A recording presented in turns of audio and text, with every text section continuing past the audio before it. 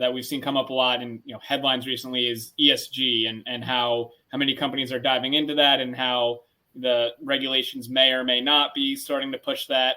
So I'd love to ask if any panelist wants to address how that comes into this conversation when we talk about utilities and their data. Is it a tool to push ESG in new and unique ways? I'll let others jump in first, but I was going to say yes, but I know you're not asking a yes or no question.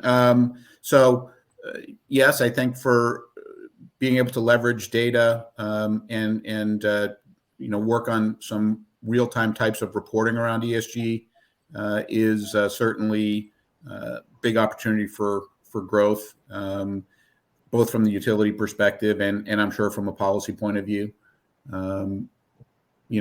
I believe utilities like greater society is focused more on this type of critical important aspect of our society and how companies play a role in that. So I guess that's a little bit more than my yes, but probably not in the weeds.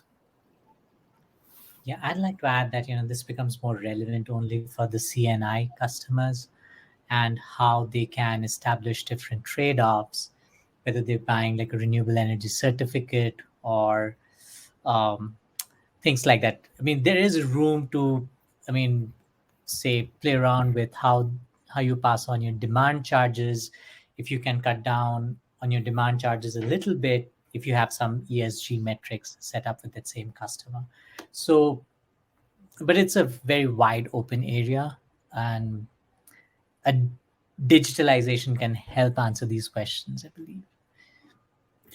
And there's specific cases around, right? A lot of this, ESG is broad, but when it comes to renewable credits and tracking of credits, like they're in terms of, who's generating it, who's distributing it, who's using it, there is a digital tools that you have to almost build to be able to manage that flow of information and credits. And that's one huge part of the use case. But on the other side of it, right, like utilities are very big on the environmental and sustainability side of this. The generators obviously first off, but the distribution utilities has a big play in that as well. And everyone going to the, zero carbon and all this by 2050, like it's a huge trend and one that we probably will require digitization to be able to enable in a million.